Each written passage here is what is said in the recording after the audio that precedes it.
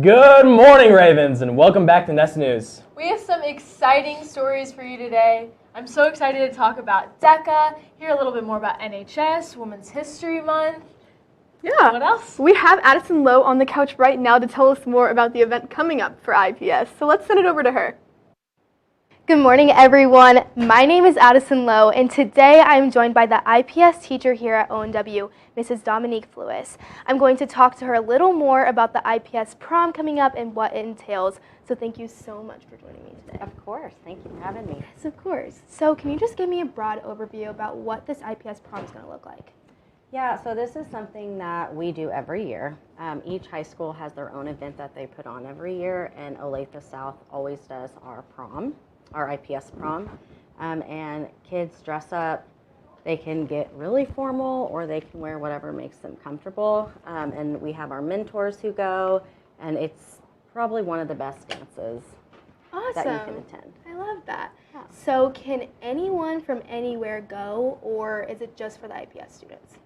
Well, we don't want to say that, we don't want to not let people go, but we don't advertise it just because it's held at Olathe South in their gym. It's limited space, but if people are interested in going, they can come see me in 1126. So is there a theme for the prom?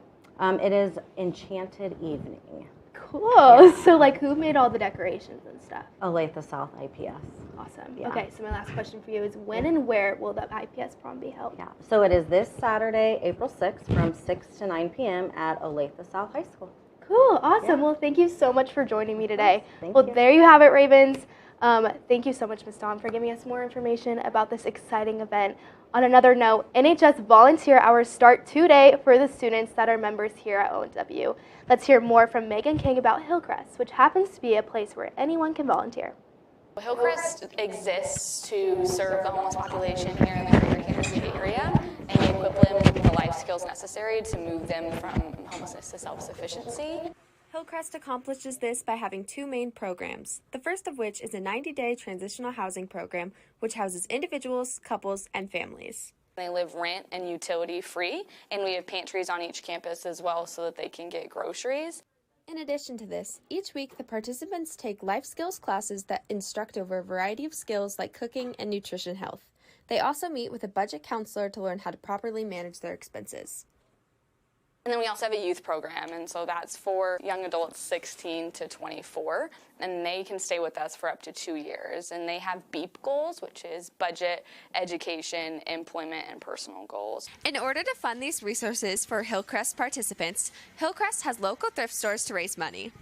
83 cents of every dollar goes back into the programs for Hillcrest, and so it is by far the #1 way that we fund each of our housing programs. In order to ensure the success of the thrift stores, Hillcrest relies on volunteers. Volunteer opportunities at the store include a wide range of tasks like sorting through donations, tagging and sizing clothes, and putting merchandise in the store. It's a great place to volunteer. You can pretty much work the hours that you want to work. You can pick the area that you work in. They're very flexible. Volunteering at Hillcrest not only helps solve homelessness, but also creates a positive impact on the community. For the Raven Network, this has been Megan King.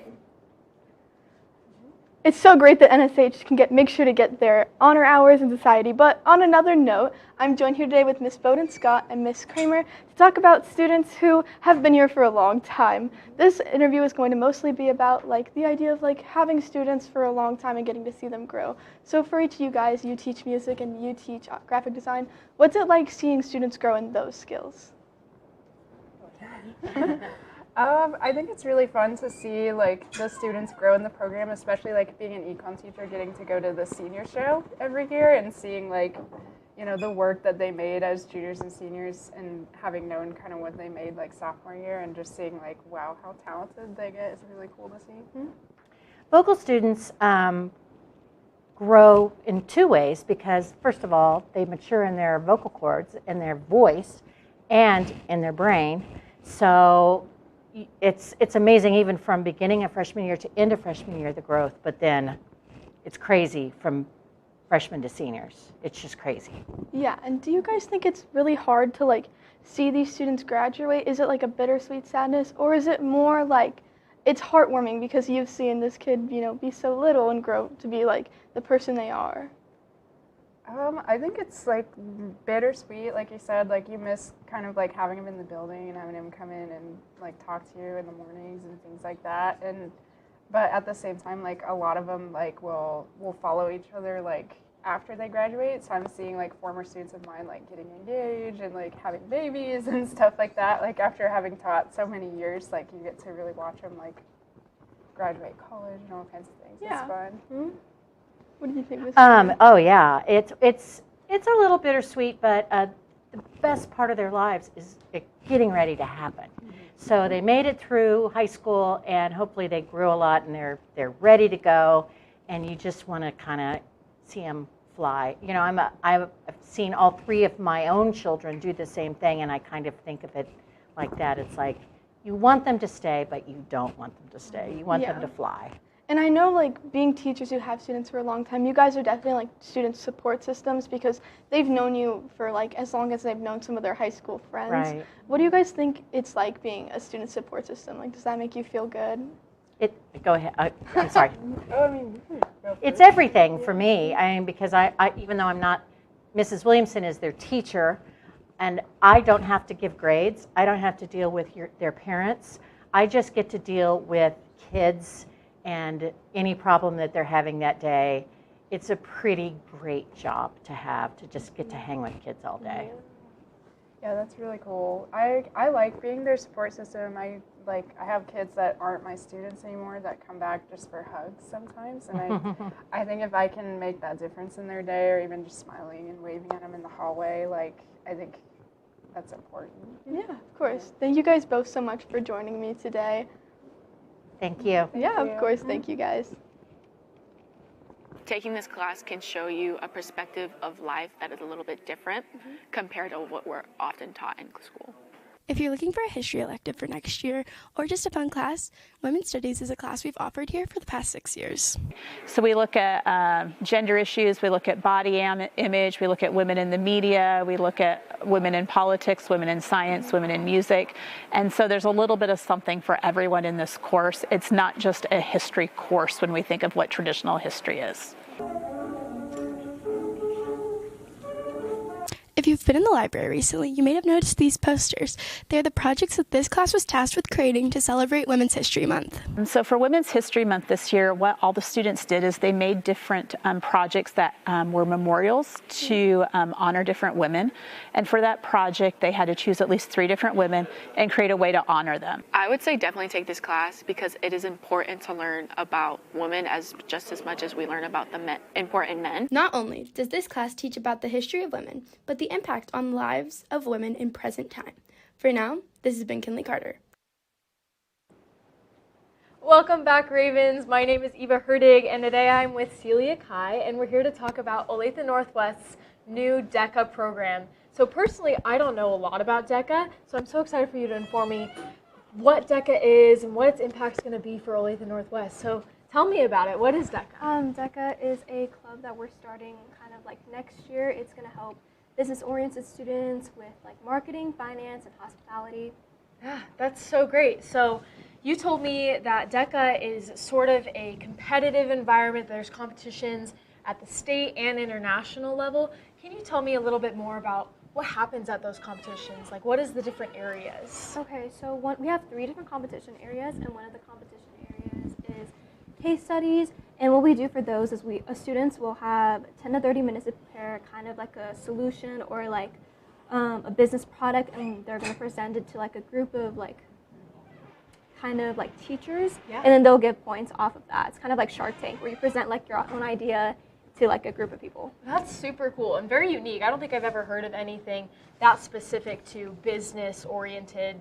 You said that you can do finance or marketing with this, and it's not just restricted to one type of competition in one area of growth. That's so wonderful. And can you tell me what motivated this? What wanted to start this program? Who founded it? So we wanted to start this program because DECA is a very big like business organization, and all the Olathe schools besides ONW has one. We wanted to provide business-oriented students here with like more opportunities The people that founded it was Inajat Najjar, me, Riley Lindsay, Brendan Thomas, Hassan Kasman, and fifth student. The sponsors are Mr. Blake, Mrs. Smith, and Mr. King. Yeah, those are some really driven students. And can you tell me what student would be interested in joining DECA? If they wanted to join DECA, what would that look like for them? How could they find growth by joining DECA? Definitely students that want to go into like the business field, maybe in like a college, or future entrepreneurs. We do a lot of like competitions, so you have to be sort of dedicated around this time of year next year. So yeah.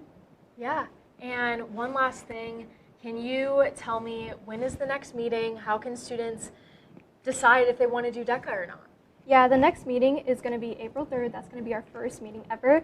We're so excited, and I think we're just mainly focused on getting it started up next year, so we're not going to have as much meetings this year. Cool. So yeah. Yeah, can you, and that's so wonderful to hear about. I mean, all I can think about right now is how good this is for students who really do want to get into this business, marketing, finance area, just getting comfortable with that kind of environment and getting used to this. Like, this is going to be so good for your resume and building soft skills. Like, good for you guys for starting something so impactful for these students. Similar to DECA, NHS is a really wonderful way for students to get involved in service through scholarship, leadership, character, and community. Army Applegate has more on the information on the students that just got inducted into NHS this past Wednesday. On Wednesday night, the National Honor Society had their annual induction for the incoming juniors. I got into NHS by doing my service hours and giving back to my community. And I think NHS will improve my character and make me a better leader and just a better person in general, because it teaches you that part of having good character means giving back to others. NHS provides lots of opportunities for students all around the school. I think there's a lot of people to meet through it too as well, and it's just a really great program that just really helps you become a better person. I'm most excited to give back to my community because I love volunteering, because not only does it make you feel good, it makes your community better, and it just improves your character and leadership skills. That's it for today, Ravens. For the Raven Network, this has been Army Applegate. Here I am with supposed late-night host, Corey Vincent Barnes. As many of you may noticed, it's been absent from this year's lineup, despite hopes from many fans. Now, Corey, for those who don't know, what is late night? So, Late Night Northwest is a show that goes on. It's like a little, just kind of like a segment show that goes on at the end of ONW Now Live, and it's supposed to go on every single week, but it's been pretty absent this year. Yeah, it's supposed to go on at the end, but it hasn't. I think it has once. So, when the former, maybe twice. Maybe. When the former host, Nathan Lowen, gave you the show, he expected a host who would give his best. Do you believe that you've given your best to this show? To be honest, I haven't. I feel like there's been plenty of other ventures that I've given myself opportunities to succeed in, but late night has always been one of those things that it's like the forgotten stepchild, Of course. And there's been so many other ventures that I've dipped my toes in this past year, but I feel like I just have not been the parent I need to be for Late Night Northwest. So do you think that, the father, Nathan Lowen, should have given it to someone else to be the stepfather or stepmother? Well, I feel like I just had too many obligations and commitments, and at the time, for a stepchild? Yeah, too much. I just didn't have the funding to really pay that off. But sometimes you just get too involved, and I believe it should have went to someone that maybe had the free time, maybe had a little bit more leniency, and also someone else that was just going to be a lot more creative with it. Of course. And when it comes to giving it to someone else, do you think Nathan Lowen should have given it to someone else? And who would that person have been? If you do believe he should have given it to someone else. I don't have any names because obviously, while Nathan and I did have a close relationship,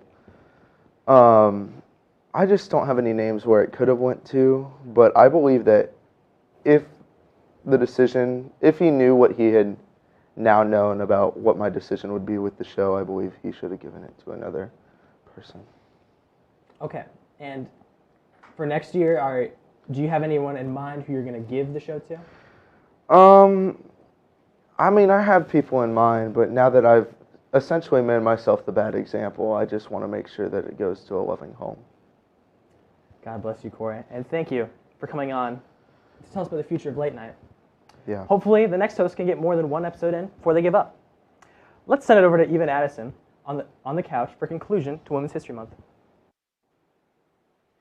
Wow, David, thank you for that informative and touching response. This has been such an eventful show, and we're about to close it out here in a minute, but I first want to just talk about a couple things. Next week, we're going to have more information about prom. Yes! And that is so exciting. So exciting. Yes, next week on this Nest News, actually Nest News, but the same thing, we are going to be talking about a little bit more prom, and Megan King has a fun game that she's going to be doing. So it's going to be really exciting. Yeah, and along with the fun, you're also going to learn about how are we supposed to park. So please pay attention to that so that we don't cause any issues or anything with that. I mean, I'm excited for prom. I don't know about you. It sounds like junior committee has been working so hard. Right. Yep. I am a part of junior committee, and we are getting down to the nitty-gritty details of how prom is going to be.